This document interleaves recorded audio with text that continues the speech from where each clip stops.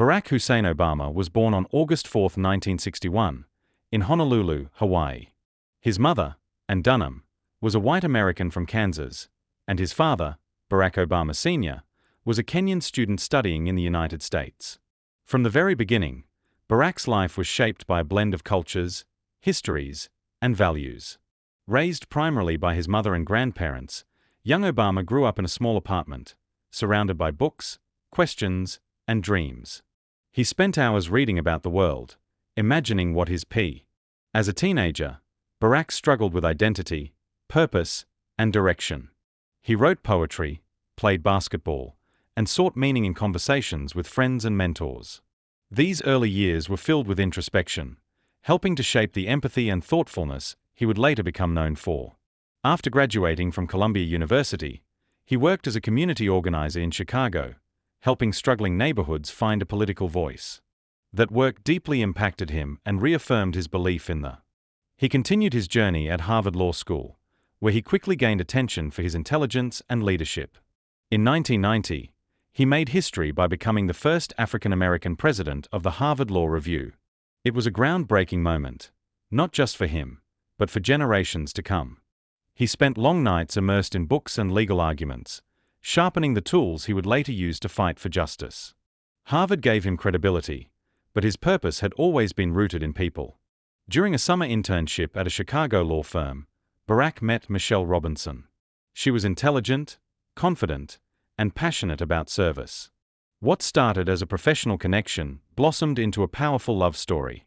They shared not only romance but a deep desire to change lives and lift up communities. Their partnership became a foundation for a future far greater than either of them imagined.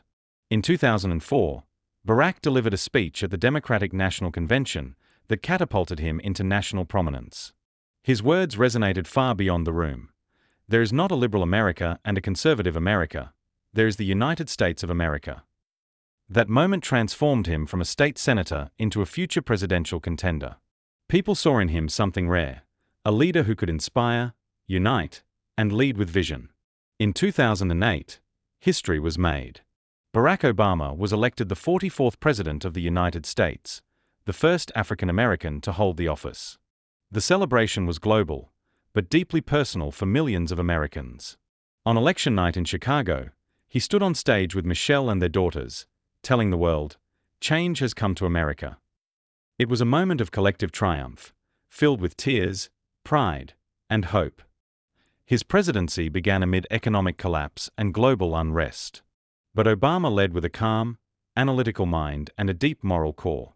He met daily with advisors, listened to all sides, and made decisions that would impact millions. He wasn't perfect, but he was thoughtful, patient, and deliberate. The Oval Office became not a symbol of power, but a space of service. One of his landmark achievements was the Affordable Care Act, passed in 2010. It wasn't easy. The battle was long and bitter, but Obama never wavered. He believed healthcare was a human right, and he fought to extend it to millions who had gone without.